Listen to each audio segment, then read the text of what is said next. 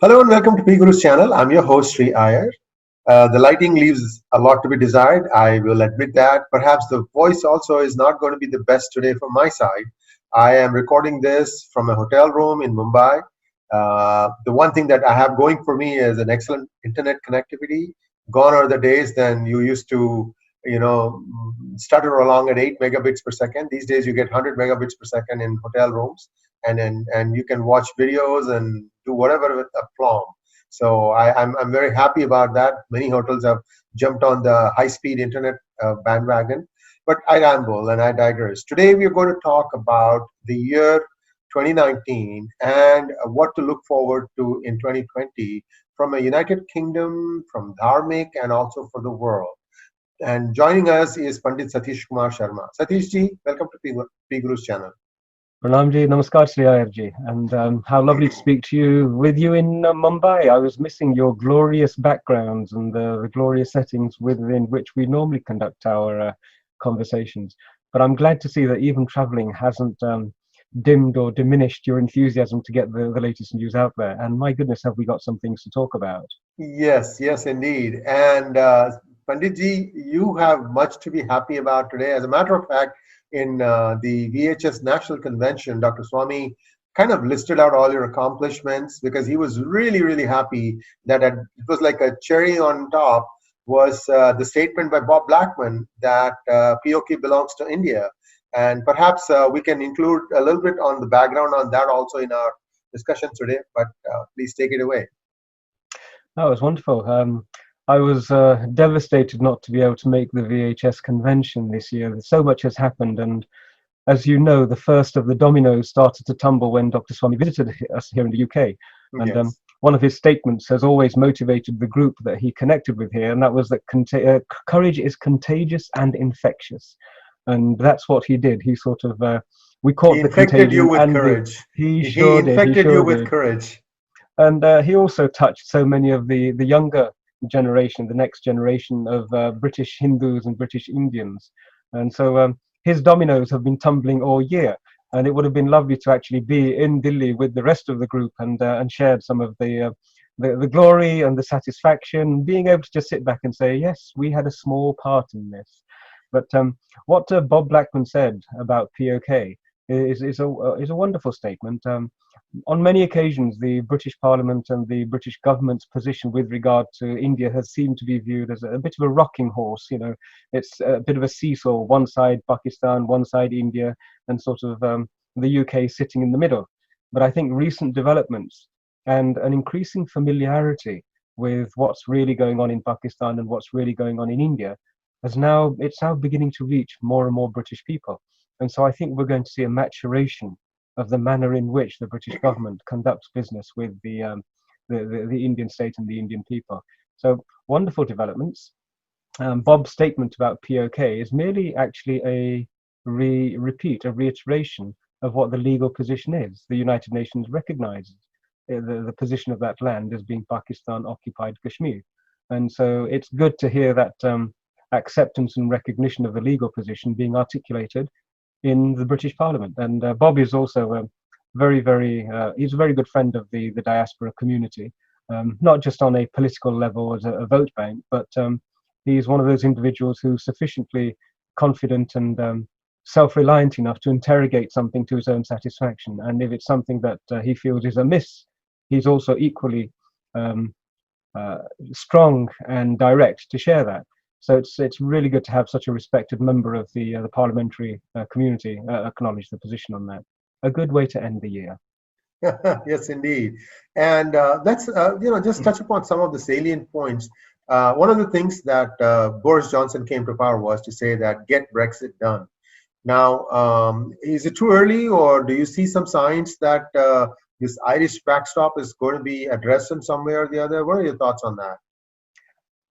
There are different schools. Now, we're dealing with somebody who has shown himself to be a master strategist. Yes. I don't think anybody can deny that the dead in a ditch sort of state that he was in once upon a time when Brexit was thwarted by Parliament, the um, the treason, as he described it, of so many MPs who were continuously blocking the will of the people, and refusing to deliver the result of the referendum. I think his first seven motions introduced into Parliament were all defeated. And so the House of Commons was resoundingly contemptuous of his record as a prime minister. There were remarks people were making that, he's going to be a prime minister. One, he's going to be the shortest lived prime minister. And two, he's going to be the one who's out on the duck, not having managed to pass one motion successfully. And yet, only a short number of weeks later, we have a prime minister who has got an 80-seat majority and has got a resounding seal of approval in terms of his personality and the manner in which many of these things have been done. There is a distinct sense that the doom and gloom that used to hover in the House of Commons has dissipated, apart from on the side of the opposition. They're still very doomed and very, very gloomy. But it's almost becoming, it's not as traumatic an experience to watch what goes on in the House of Commons debates these days.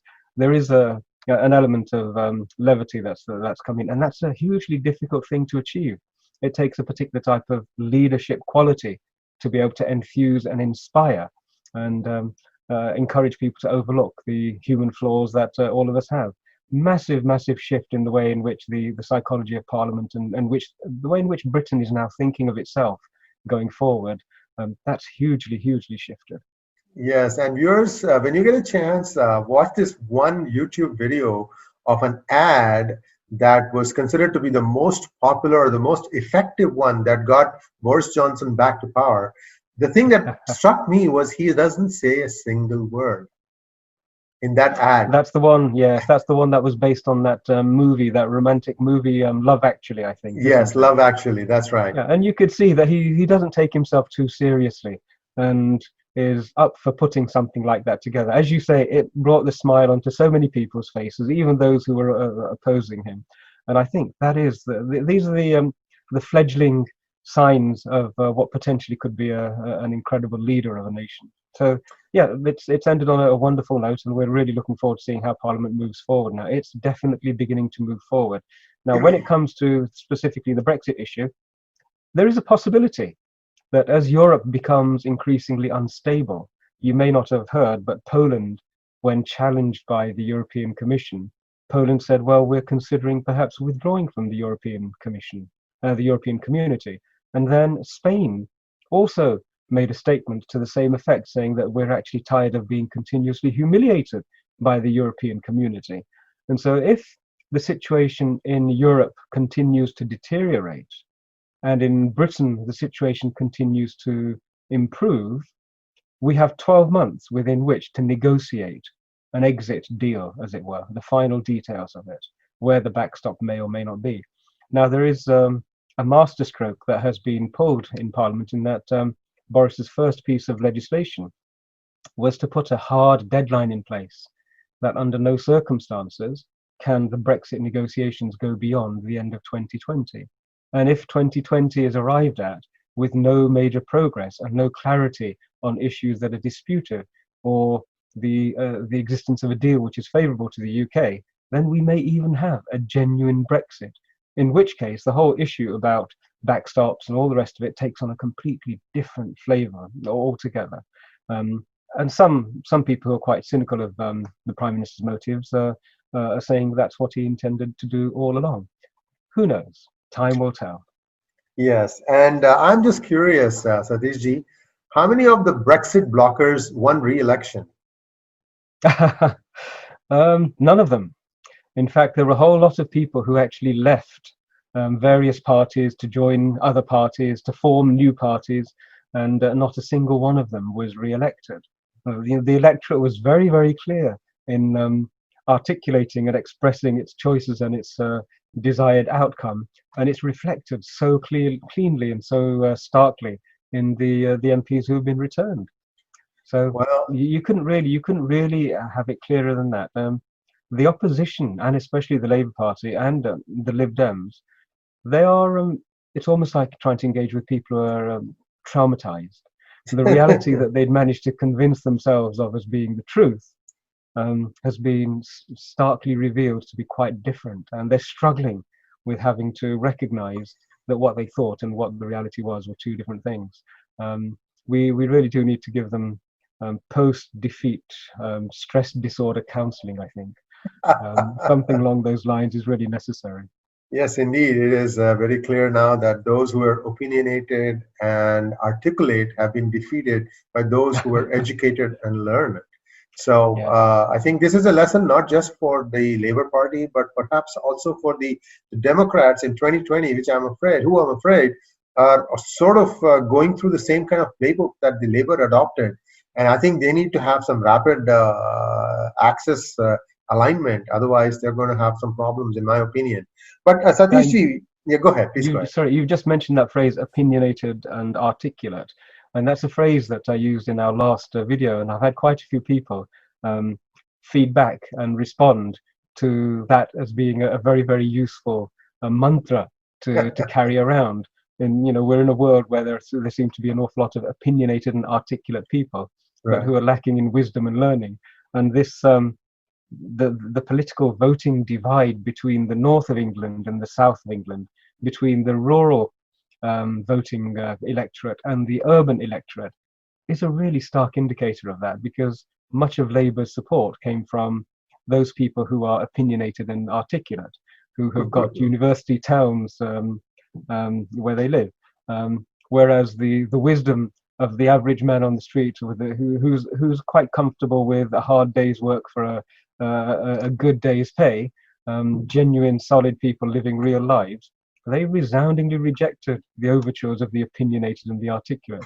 And I have a feeling that this 2020 is going to see an awful lot of separation between the opinionated and the articulate, and the genuinely wise and the genuinely learned, in all spheres of activity, whether it's commerce, whether it's politics, and especially in the area of religion. I think in religion, we are going to see a line being drawn now between the opinionated and articulate and those who are learned and wise. And obviously, Sanatan Dharma and Bharat has got such a huge contribution to make in that space. Absolutely. And Satish ji, one of the things that the British Indians bring to the table is their lifestyle, dharmic lifestyle. And I think I mentioned this in one of our previous conversations also, that the Indian origin doctors rated the highest in terms of providing overall satisfaction to the patient in hospitals. Now, the NRIs can play a very effective role in taking the rest of the country together and help Britain go through some tough times. What are your thoughts on that? I agree completely. In fact, I would suggest that even more strength and emphasis and focus needs to be placed on this as a responsibility. Up until this point, the British Indian community, and I'm sure the American Indian community, has followed the same path. And that is, although we live in these countries as an immigrant community, what has happened is that we haven't shared our most potent treasures, which is our wisdom, which is our experience, and our knowledge of how to live as a human being on this planet. These are our dharmic vidya, as it's called, and that needs to be shared. In the past, we've just sort of trundled along quietly doing our own thing, but it's almost like an abrogation, a betrayal of our duty and responsibility. If we know how to reduce suffering, if we know how to improve prosperity, if we know how to see dramatic increases in the health of a nation, then it's our obligation to do that. And sometimes we need to be a bit more a bit more forthright, and a bit more forthcoming as well in insisting that we have a contribution to make. And that, I think, we will see turning now. More and more people are beginning to realize that it's more than just a duty, it's actually a responsibility. So yes, expect to see big shifts, and the ripples of Dharmic Vidya rippling out across Britain. Let's see whether we can change that GDP and genuinely increase it by 300%, which is what would happen if the whole country were to follow Dharmic principles. We'll make that happen. It's a good aspiration to hold to and try and deliver. And viewers, in case you're wondering what the last statement of Satish Sharma ji means. It is that the Indians comprise approximately 2% of the population of United Kingdom, and they generate 6% of the GDP. So if the same kind of productivity gains can be imparted to the remaining sections of the society in the United Kingdom, just imagine what kind of growth the country as a whole would have. And that's what Pandit Satish Kumar Sharma ji was mentioning. And I'd ask you to consider that in the context of the US as well, because Yes, there is a yes, similar yes, indeed. disparity there. Yes, yes, Just yes. think of the economic boom and the improvement in prosperity, the reduction of suffering that would occur if everybody started to follow those that mannerism of existing on this planet. Yes, and to just add to your point, Panditji, one of the things that we're doing in the United States, that is PGurus, is provide a platform for Indian American politicians who are desirous of running for either the Congress or the Senate. And we already started the ball rolling. You saw one person so far, Ritesh Tandon. We will have another candidate, Manga Anantakula from 11th District of Virginia. She's very close to the Excellent. Washington, D.C. And a very, very grounded, very aggressive, aggressively dharmic, by the way. I mean, I'm not saying aggressive person, Assertive, but I think. aggressively assertive, yeah. Assertive, dharmic person and very grounded in dharma. And you're going to see more people. There's another district in Chicago area that also is going to have an Indian American candidate, and so on and so forth. And it's important at this time. And if I have to just give you a nutshell about the United States, you have the productive areas which are sort of like 20% of the country, and they bring in about 80% of the prosperity for the country. And the politics between the 80%, remaining 80% is 20% is like the big gulf between the two. And PGurus is trying to kind of bridge it a little bit to try and show people what the reality is. And the 20% who is generating the 80% of the prosperity and the GDP in the United States, they need to understand that there are some things that they could do differently, and they should be doing differently. In fact, I'm sorry to go back to one of my own monologues. I did a monologue on when I saw that Google has 102,000 permanent employees and 120,000 contractors. And this is something that is playing itself out in every company in the United States. They're not merely satisfied with incorporating their companies in Ireland at 12% taxation. They want to do even more. Like, for example, Trump cut corporate taxes down to 21% from 35. Big jump down. And the effective taxation is, effective is around, I think, 15 now. 21 is always the number, but by the time you take in all the different deductions and all the stuff, it effectively around 15%. So the gulf between Ireland and the United States is just 3%. Yet nobody wants to repatriate the money that they have parked outside of the United States back into the US. And this is a big bone of contention, because as people go to Amazon and buy, and as people keep buying Apple products and so on and so forth, they have big coffers of sitting outside of United States. So who is paying for all the basic services? That is the question that needs to be answered. We will see a dramatic shift on the companies you referred to. Although the Conservatives have always been very pro-business, there is a groundswell of opinion that Amazon, Google, Apple, companies of this sort are exploiting their market advantage position and not really repaying the level of taxes that they should be paying.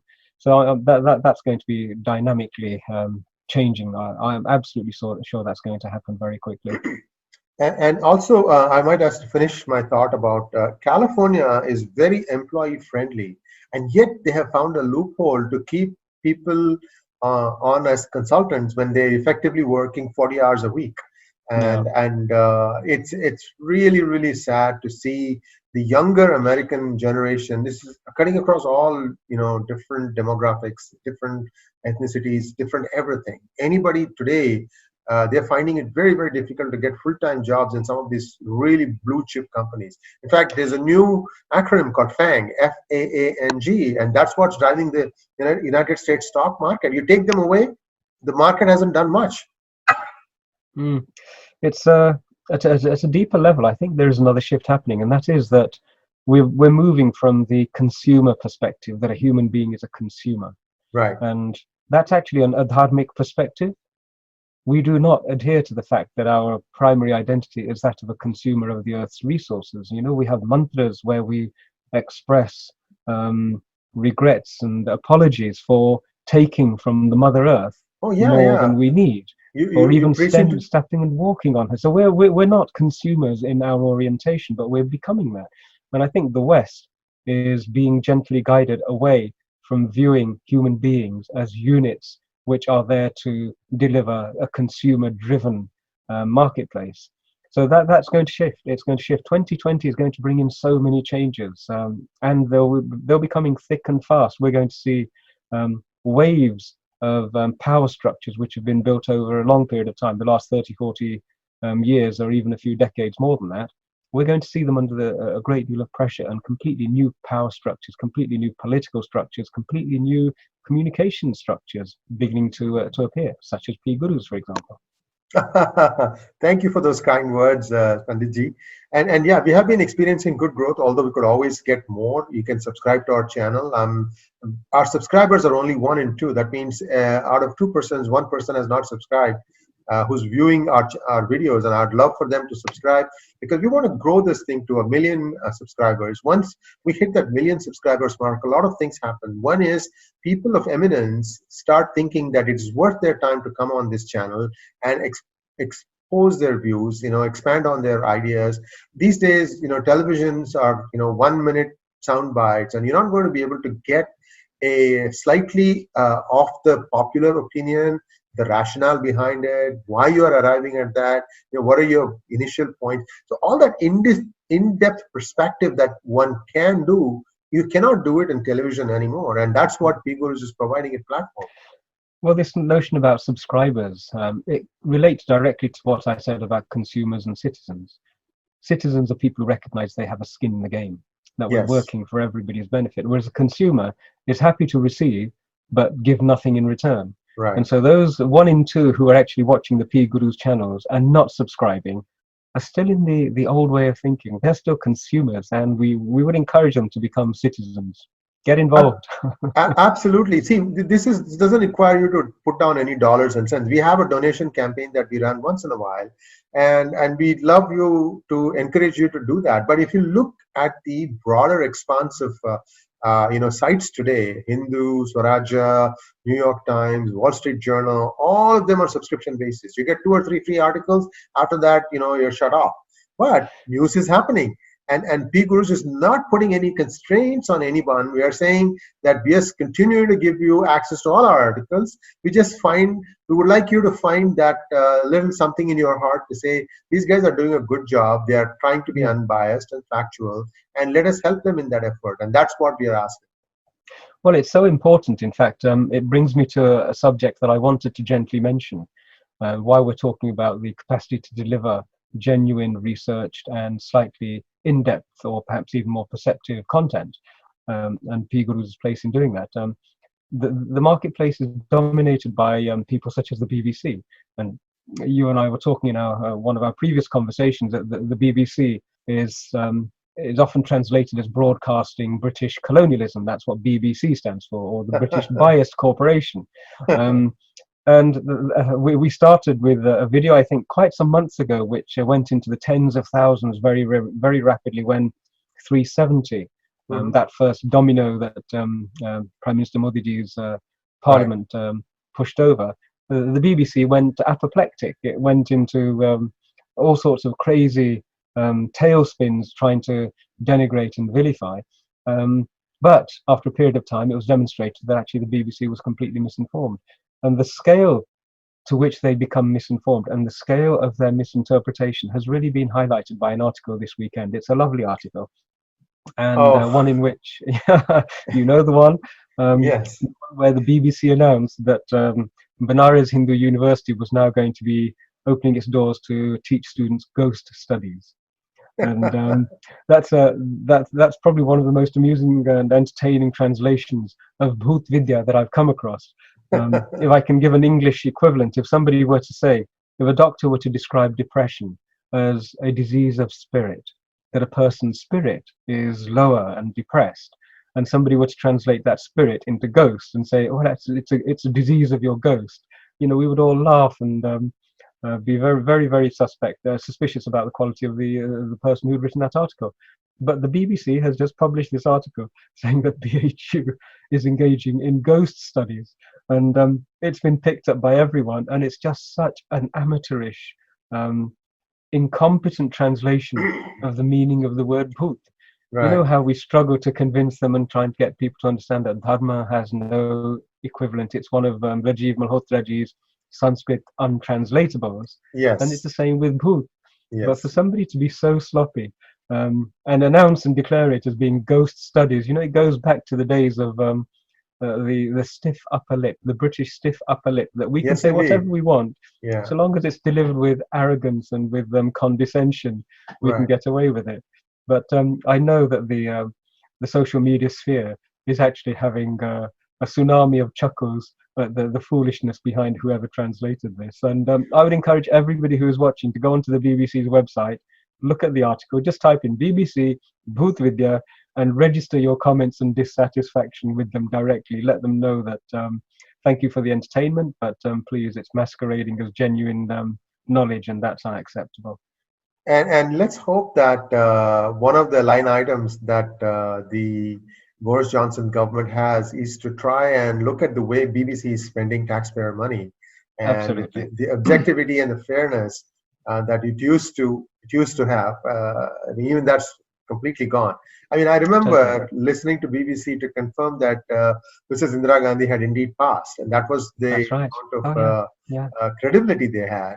But I think go ahead. I'm sorry, I was going to say this year the Golden Crown for those who are opinionated and articulate but completely uninformed, I think we should award it to the BBC. So let's have them as our title holders this year and see who steps into that space next year. Yes, absolutely. And thank you very much, Panditji. We are at this cusp of a new decade and new ideas, dharma rising, as your Twitter handle suggests, and it is indeed rising. I can tell you, I have been enriched by our conversations, and I look forward to many more such conversations in the future. Siaji, I'm indebted to yourself, PGurus, and indeed Dr. Swamiji for having introduced us and given this initiative his blessing. But one thing is very apparent, and that is that dharma ki vijay hogi, adharma ka nash hoga, praniyon mein fir sadbhavna hogi, aur fir vishwa ka kalyan hoga. And we have a huge role in making that happen. And PGurus is leading that charge. So thank you so much for the opportunity to speak to your viewers. And I look forward to more entertaining and enlightening and enjoyable conversations and exchanges in 2020. Have a wonderful holiday season, and we'll speak together in the new decade. Yes, thank you very much, and likewise. And namaskar. Namaskar.